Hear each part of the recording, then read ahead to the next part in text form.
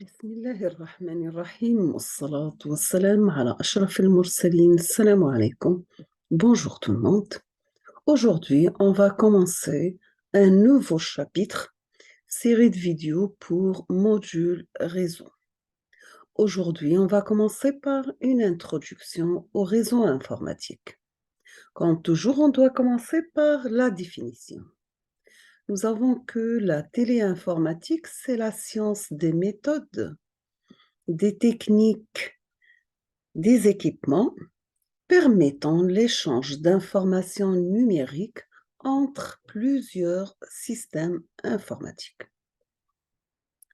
Donc, la téléinformatique, on a dit que c'est une science des méthodes, des techniques, des équipements. Elle permet l'échange des informations numériques entre plusieurs systèmes informatiques. Donc, on trouve les méthodes, on trouve les techniques, on trouve les équipements et la transmission d'informations numériques entre, bien sûr, plusieurs systèmes informatiques. Maintenant, on va passer côté télécommunications. Donc, c'est un domaine où les systèmes communicants ne sont pas nécessairement informatiques. On trouve du traitement du signal, la transmission analogique, etc.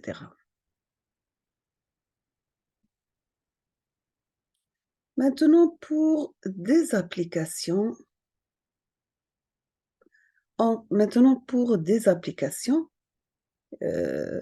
on peut dire des applications pour informatique réparties. Elle doit être appliquée dans des domaines où sont les caractéristiques des équipements et des techniques de transmission sont ignorées. On passe deuxièmement, pardon, oui. Donc on passe aux structures des réseaux informatiques. On va commencer bien sûr par la structure physique. Nous avons trois types d'éléments. On trouve les supports de communication, par exemple, soit c'est une communication à travers des câbles, communication à travers la fibre, des fuseaux hertziens, une liaison physique, ligne de transmission, des médiums, etc. Deuxièmement, nous avons les équipements d'interconnexion. Est-ce que ce sont des nœuds ou bien à travers des routeurs, des ponts, des passerelles, etc. Et on termine avec les équipements terminaux, qui peut être des ordinateurs ou bien des stations, des serveurs, des périphériques, des machines, des hautes stations, etc. Donc, voici un exemple. Donc, l'ensemble total, on l'appelle un réseau. On trouve les supports de transmission, les routeurs qui jouent le rôle des équipements d'interconnexion et en vert, donc tout ce qui est en rose, ce sont les supports de communication. En bleu, les équipements d'interconnexion et en vert, ce sont les équipements terminaux de connexion, bien sûr.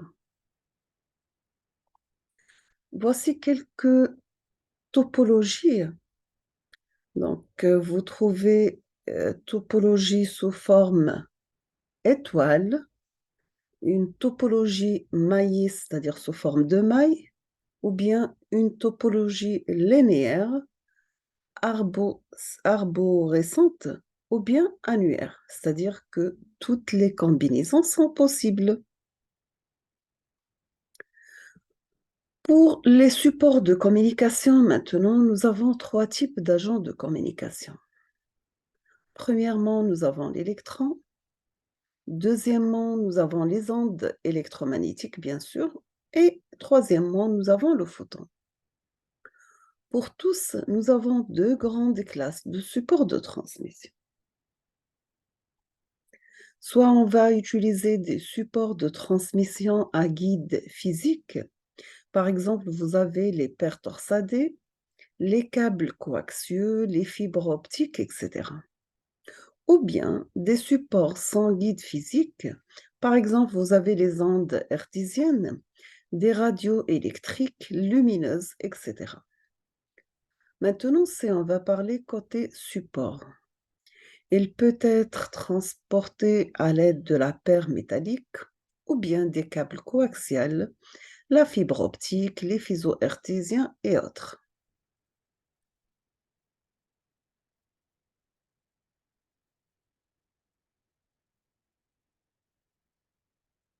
Maintenant, si on va détailler la paire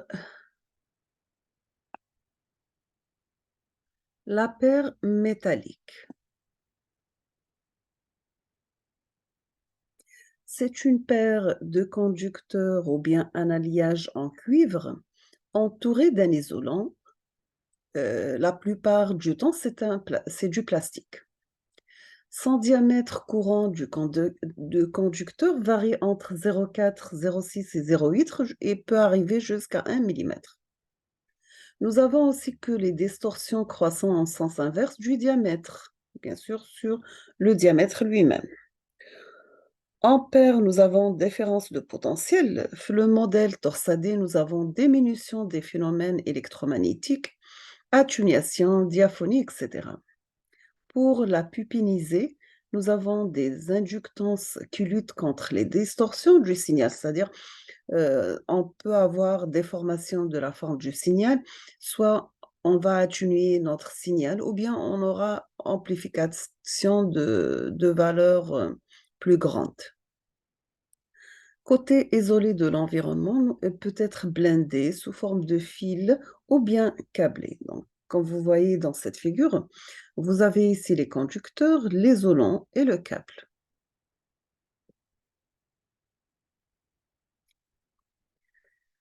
Il existe plusieurs qualités de paires métalliques. On va commencer par le modèle qu'on a, plus l'impédance est élevée, plus l'atténuation est faible.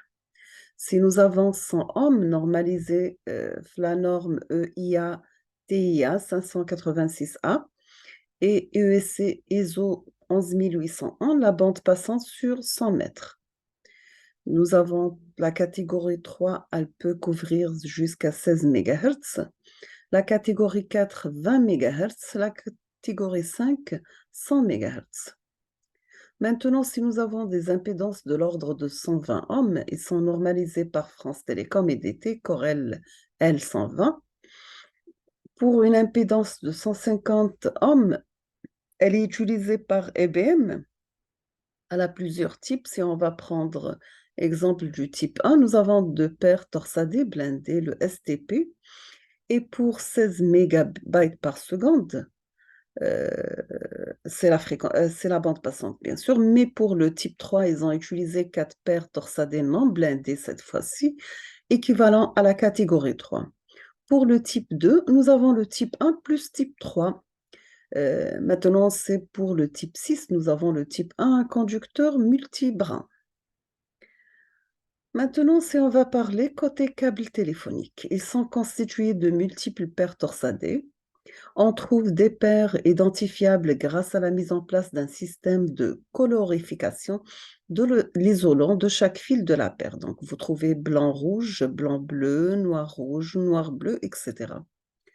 Les caractéristiques principales, bien sûr, ils ont un débit mais inférieur à 1 mégabyte par seconde sur une longueur d'environ d'1 kilomètre. Le prix, c'est un avantage, donc elle est faible, mais le diamètre, il peut couvrir jusqu'à plus de quelques millimètres. On passe maintenant au deuxième type, ce sont le câble coaxial. Nous avons des conducteurs ayant le même axe, réduit les distorsions électromagnétiques. Nous avons un rapport entre les diamètres des deux conducteurs à peu près à 3,6. Le diamètre courant, donc, il varie de 2,6 jusqu'à l'arrivée à 9,5 ou bien entre 1 et 2 et 4,4 mm. Voici un exemple dans cette image. Vous avez ici l'enveloppe, le blindage sous forme de tresse, des isolants, des conducteurs, là, donc on appelle tout ça un câble coaxial. Maintenant, côté connecteur, donc pour une prise Vampire, elle doit être perce le câble. Présentée, elle va nécessiter la coupure du câble prise BNC. Donc voici un exemple. pour une prise vampire vers la station, le câble et la prise en T. Si on passe maintenant côté caractéristiques, nous avons pour l'impédance. Pour 50 ohms, c'est le type Ethernet, 75 ohms, c'est le type TV. Le débit, il est que de quelques cent mégabytes par seconde. Le diamètre, plus d'un centimètre, est peu flexible, mais côté coût, il est plus élevé par rapport à la précédente. On passe maintenant à la fibre optique. On trouve soit des fibres de silicium ou plastique, ils ont très grande largeur de bande. L'émission optique, nous avons 850, 1280 ou bien 1550 nanomètres. On utilise des diodes électroluminescentes. On trouve le laser, il est plus puissant, le coût plus élevé avec un plus faible durée de vie et les monofréquentiels. Voici le principe émission-réception. Nous avons des émetteurs électrophonétiques, la fibre optique, des récepteurs photoélectroniques. On passe maintenant côté caractéristiques. On trouve le débit il est de quelques gigabytes par seconde par kilomètre. L'encombrement d'une fibre il est inférieur à 100 micromètres et inférieur à 5 G par kilomètre. Les fibres sont rassemblées au sein d'un câble, bien sûr. Nous avons trois types de fibres. Bien sûr, nous avons les classés selon la bande passante. On trouve le mode en bleu, donc quand vous voyez sur la figure, multimode à saut d'indice, donc il couvre 50 MHz par kilomètre. En vert, le multimode à gradient d'indice 500 MHz pardon, par kilomètre. Et le monomode en rouge, il peut arriver jusqu'à 50 GHz par kilomètre. Mais pour la dispersion, nous avons défaut d'alignement plus émission non monochromatique. On passe maintenant au fuseau hertzien. Nous avons deux types d'utilisation. Ils sont utilisés pour la transmission terrestre, soit elle est directe ou bien par réflexion. La portée varie de 50 à 1000 km. Deuxième transmission, c'est la transmission satellitaire, donc utilisée pour les géostationnaires ou à 10 filaments. La hauteur peut varier entre 36 000 jusqu'à 800 km. On trouve le VSAT Very Small Aperture Terminal et LEO, les Low Earth Orbit. Donc, ce sont des exemples de satellites. Vous trouvez la visibilité, elle est directe, mais la perturbation atmosphérique joue un rôle.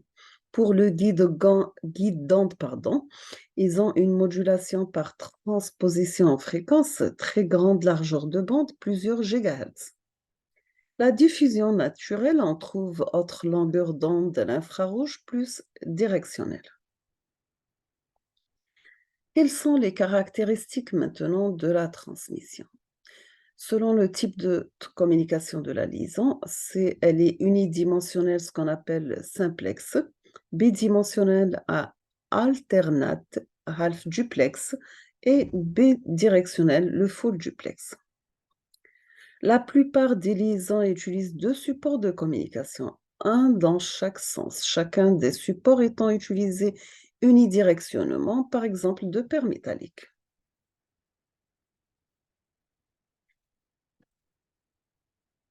Maintenant, si on va parler côté mode de connexion, nous avons le mode point à point ou bien ce qu'on appelle le bipoint. Dans ce cas, nous avons deux équipements sont interconnectés directement via un même ou unique support de communication. L'interconnexion de plus de deux équipements nécessite des équipements intermédiaires. Donc, vous avez une station A, la station B sont reliées à travers des supports de communication. Ici, par exemple, vous avez quatre stations qui sont reliées entre eux. Donc, vous avez une liaison entre A et B, B avec X, X avec C, C avec A avec X, B avec C, et tous ces sont liés à D. Maintenant, pour le mode point, pardon, et nous avons dans ce cas plusieurs équipements sont interconnectés directement via un même et unique support.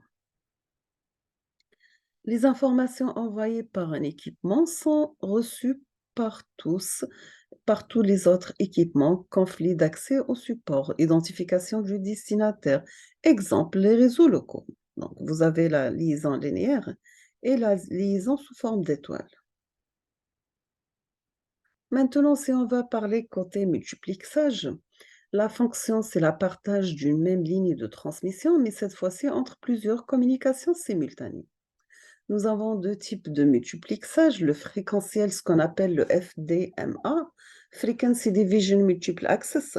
Nous avons des répartitions en fréquences adaptées aux transmissions analogiques. Le deuxième type de multiplexage, c'est le temporel, ou bien ce qu'on appelle le TDMA, Time Division Multiple Access. Et nous avons une répartition en temps cette fois-ci, n'est pas en fréquence comme la première.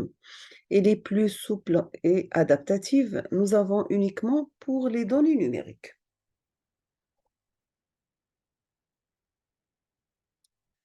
Maintenant, pour le multiplexage temporel, nous avons plusieurs types parce qu'il est statique ou dynamique.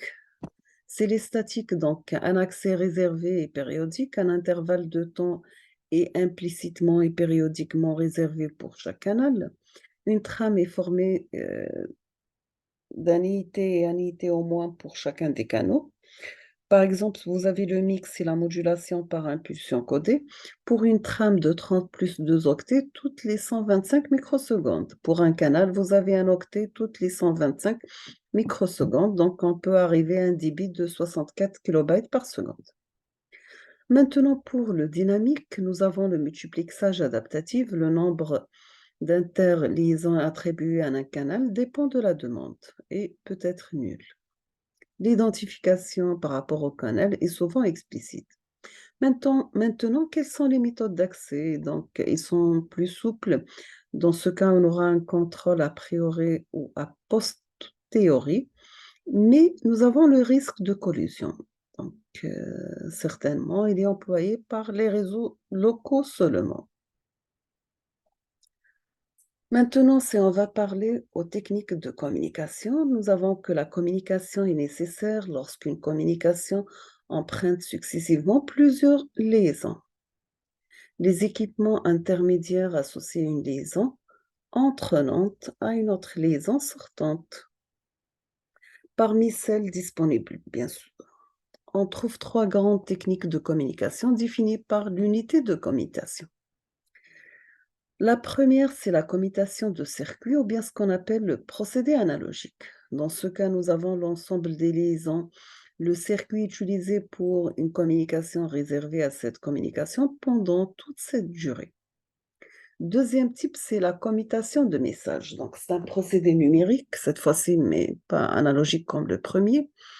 La communication est constituée de messages. Une liaison n'est utilisée par une communication que pendant les périodes de transmission de ces messages. D'autres messages appartenant à d'autres communications peuvent utiliser les mêmes liaisons lors de cette communication.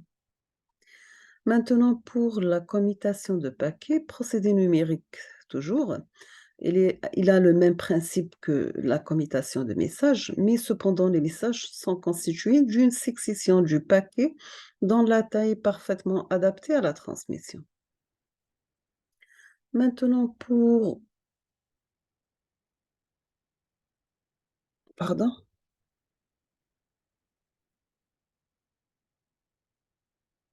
L'optimisation. Donc, l'optimisation, dans ce cas, nous avons le parallélisation du traitement grâce aux différents équipements intermédiaires. Il dépend du nombre d'équipements intermédiaires. Donc, vous avez l'émetteur, un récepteur, un émetteur, l'information ou bien le message passe à travers un commutateur X, un commutateur Y jusqu'à l'arrivée au récepteur. Donc, on aura un message par deux paquets. L'émetteur ici, commutateur et récepteur, donc le paquet 1, commutateur, le deuxième paquet, etc. Donc, l'émetteur, nous avons XY, récepteur, émetteur, XY, récepteur.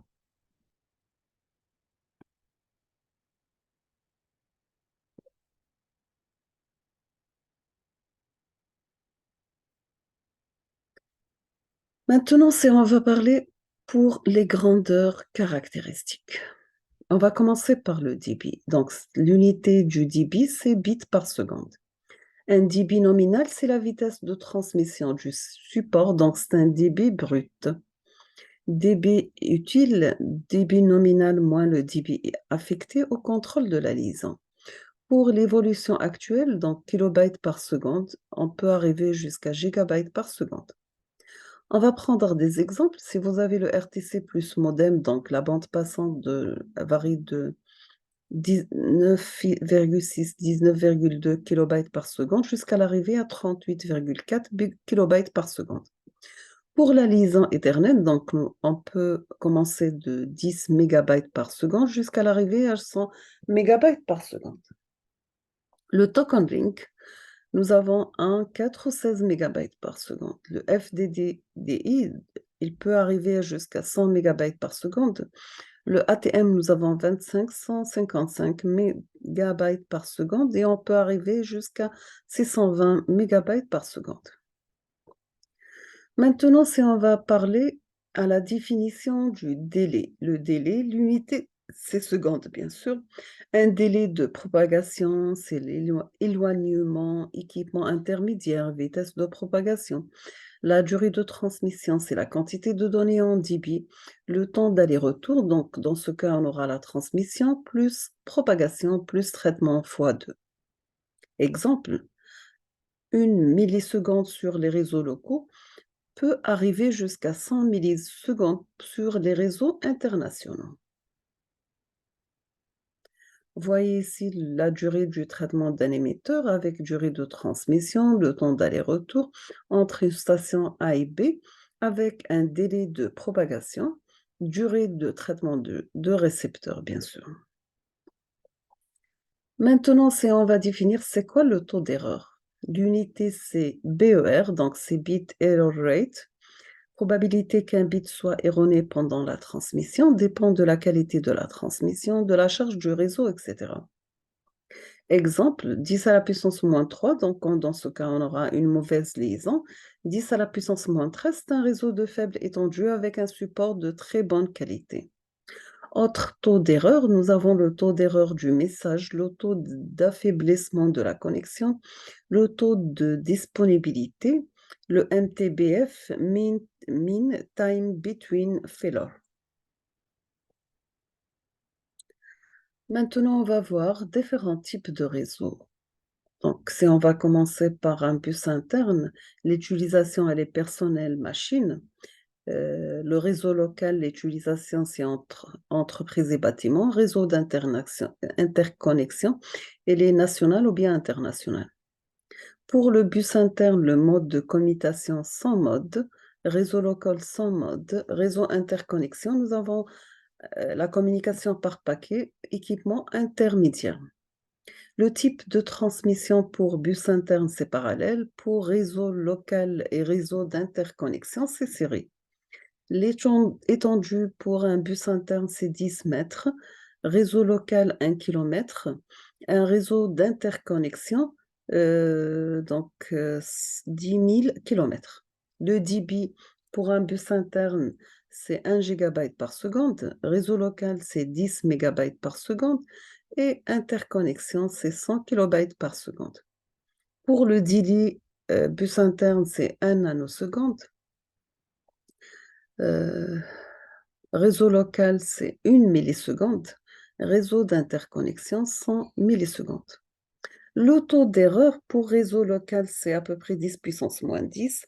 Réseau d'interconnexion, 10 puissance moins 6. Bien sûr, ces valeurs ne sont données qu'à titre indicatif et l'évolution de technique les fait progresser tous les jours. Quelques acronymes, nous avons le LAN, le MAN et le WAN. Donc, nous avons Local Metropolitan and Wide Area Network.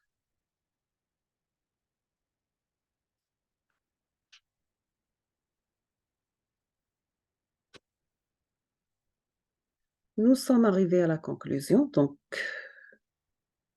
le but de la téléinformatique, c'est de masquer les caractéristiques de la communication, la topologie, les équipements intermédiaires, les limitations des liaisons, l'hétérogénéité des stations et celle des applications.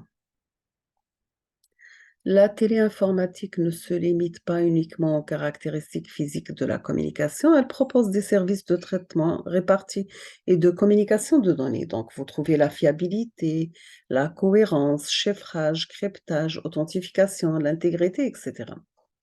Nous avons quelques problèmes à résoudre.